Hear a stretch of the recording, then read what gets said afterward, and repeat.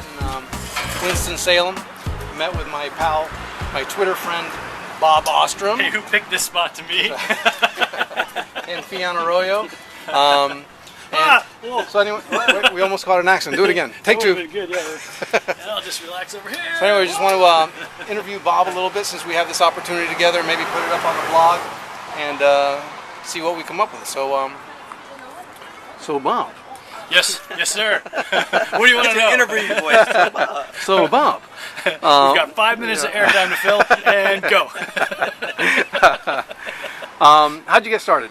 When and how? I got started in Got 30 seconds. 1989. I was working for a small toy company, and the toy company hired me, moved me out to Framingham, and 4 months later, they ended up losing a big client, and they had to lay off half the art staff. So I was one of the last guys in, so I was one of the first guys to go. So I started looking for work, and there was really not a lot going on in the late 80s. If any of you older guys remember the 80s. He's not. I know he's not talking to me. So anyways, there I was in the middle of nowhere. Well, Framingham's not the middle of nowhere, but there I was in Framingham without a job, and I started to call all my friends. I said, well, look, can you help me out? Can you hire me or whatever? And it seemed like nobody was willing to hire anybody full-time, but they said, hey, look, we got freelance stuff. Would you like to do some freelance?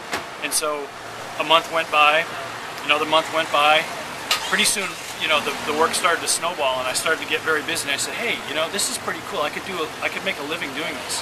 So I started to pursue it a little bit more. And the nice thing. So is that when you stopped Chippendales dancing? No, I'm still dancing there. What happened was the company that had let me go kept me on as a freelancer for a while. And so they sort of bridged that gap between me being unemployed and me being full-time freelance. At a certain point, I decided that I wanted to do children's books. It had been a dream of mine, and I'd always wanted to do them. So I found a rep in New York, and we got to talking, and they started me in on the licensing thing. So I started doing books for Wild Thornberrys, Rugrats.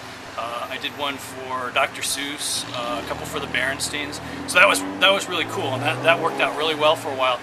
But not too long after that, I started to get itchy to do my own stuff. So I ended up leaving that rep. I took a full-time job for a little while, and then eventually found a new rep out of Philadelphia, and she works with me now, and I basically do my own stuff now. So the people who buy my work buy my work for my style at bobostromstudio.com. That's bobostromstudio.com.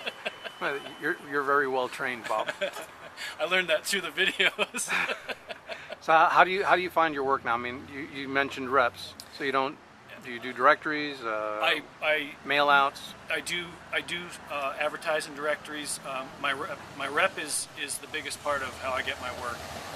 She's been fantastic, and you got to get some footage of that.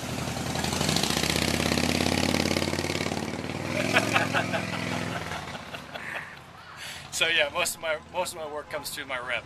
I do have a few of my own clients though. Now, does your rep focus on a certain market, like children's books, or? Mainly, I do children's books. So I'll do children's books, children's publications, that kind of thing. So, but is your rep focused in the children's publishing arena?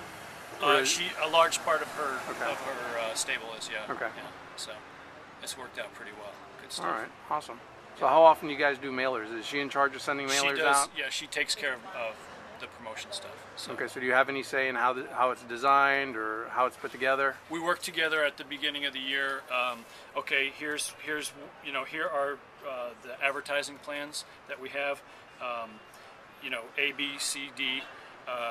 A includes this, B includes that, C includes that. Which plan do you want to buy into, and here's what you get with each plan. So the basic idea is to try to get your stuff out to as many people as you can get out to. And so by advertising with, say, workbook or picture book or whatever, we gear it towards a specific market. I tend to steer towards the children's book market. So picture book is a good one for me. Workbook has been good for me. Okay. And the market, the economy right now, has it slowed for you as far as work-wise, or what kind of differences have you noticed in the last 12 to 24 months in your business?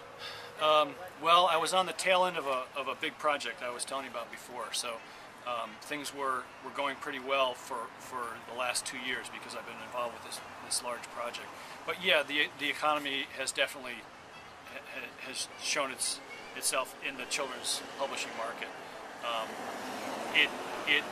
It's something I think that everybody has to deal with, you know.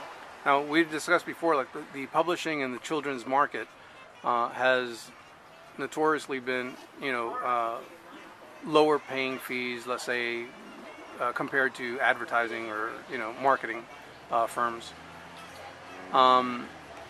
Has your rep tried to raise your rates in the last 12 to 24 months? Are they working to? Is that a big focus, or is that not a focus at all in raising the rates? Not so much.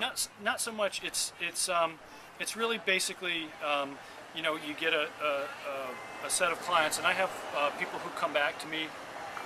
I work with the folks over at Weekly Reader. I've done a lot of stuff with highlights, those kind of guys. It stays pretty steady.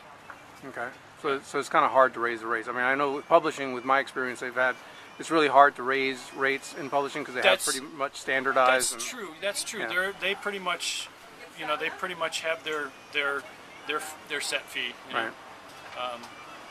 Are you interested in doing it for this amount of money or whatever, that Right. kind of thing? Okay. Fionn, any questions for Mr. Bob here? How far is it to Raleigh? Yeah, how far is it from Asheville to Raleigh? Whole way back? Because man, I need I'm a nap. sleepy. I need a Red Bull. Let's see, what else? What kind of advice would you have for the youngins on the Cartooning Pro site, for example, on getting started, practicing with their drawings and so forth? Well, drawing is still the key. Okay, so learning to draw well can't be disguised by a computer program. It's good to know the computer program, and it's good to know how to work different programs. But honestly, if you can't draw, Illustrator or Photoshop are not going to help you out. So get your drawing basics down, get your drawing skills down first. One of the things I suggest to students is going out into a public place like a park or whatever and just start drawing people they see, just loosely, and just kind of draw all the time and not really worry about making it perfect. I know a lot of art students worry about making things perfect when they're drawing. Sure. And what would you say about that? Just keep it loose? My advice is pick something that you're interested in, okay? If you're not interested in it, it's not going to be any fun for you. It's got to be fun for you, and you want to be able to pick something that you can lose yourself in. And once you find a chick on a motorcycle, Yeah. I think she just wants to be on film. Once you find something that you can lose yourself in. Find something you can lose yourself in, like North Carolina. Like North Carolina. Like Asheboro. All right.